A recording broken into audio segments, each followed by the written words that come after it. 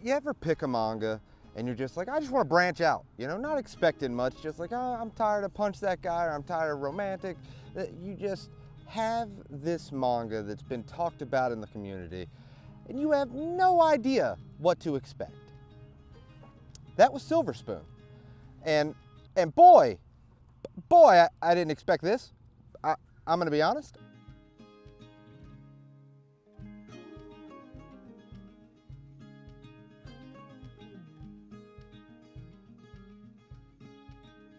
I'm going to start this video off by saying this. It's not going to be for everybody. But if it hits for you, I think it's really going to hit.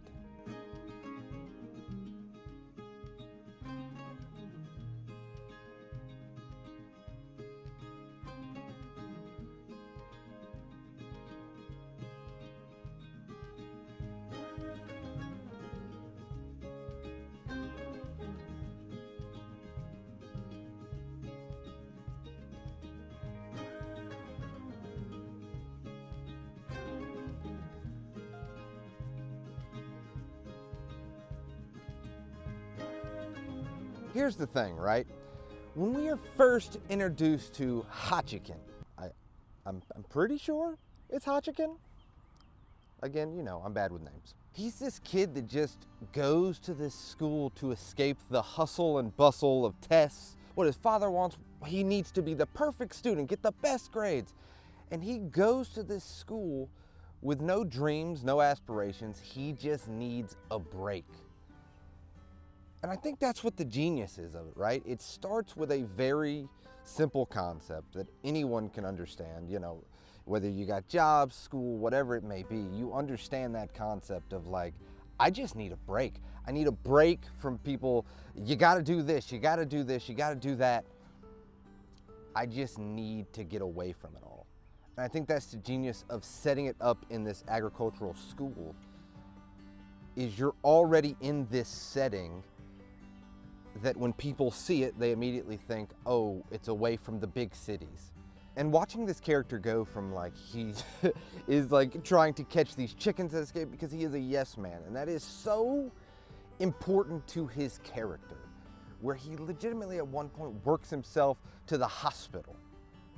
He is that guy that doesn't want to let anybody down.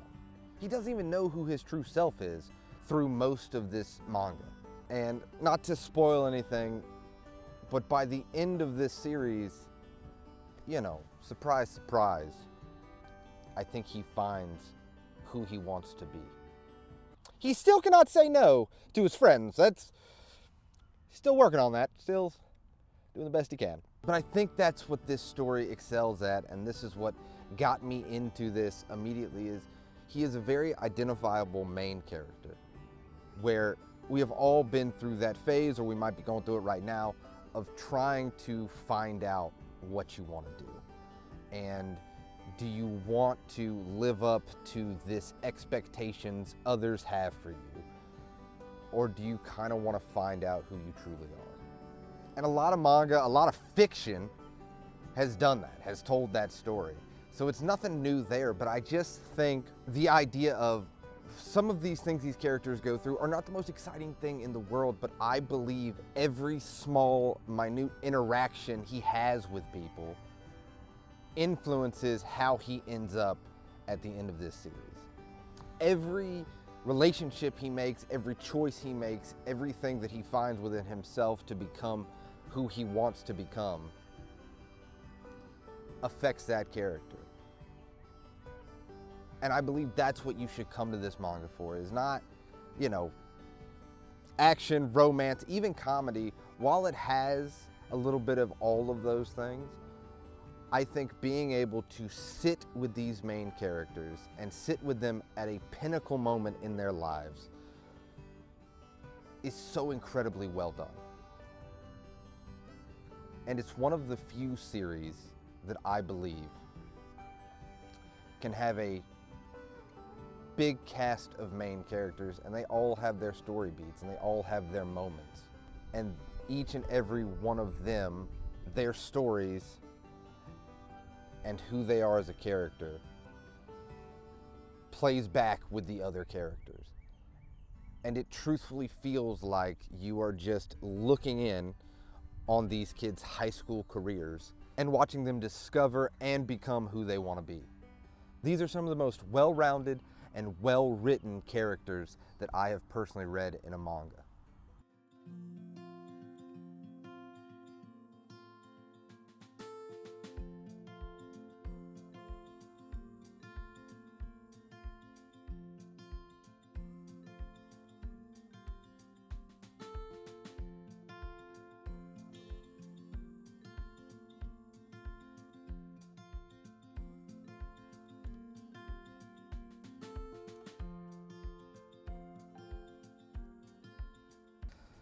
Now, I'm not saying it's the perfect manga, but I think there's something to be said about nailing the mood of something.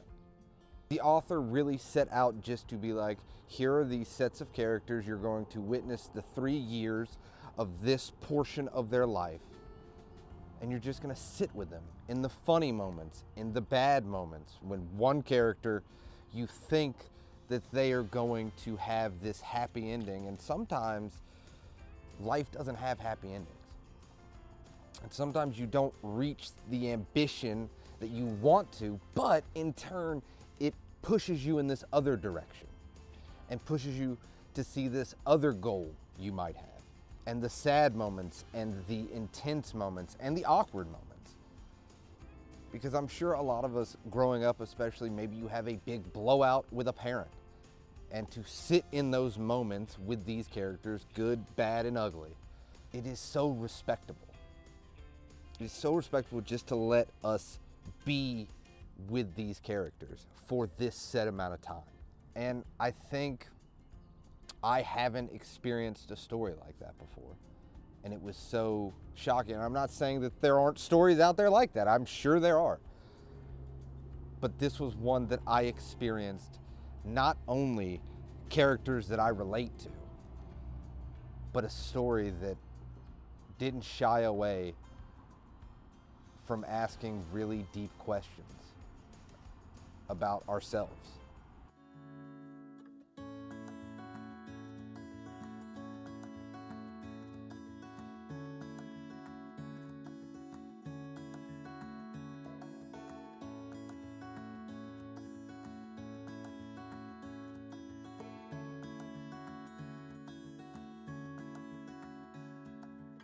I think the message of Silver Spoon is simple. Change is okay. And not knowing what you want to do or who you want to be or what you want to achieve is okay.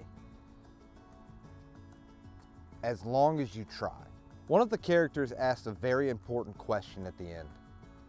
Aren't you afraid of failing? And another one responds, someone's got to try. If not, there will never be progress.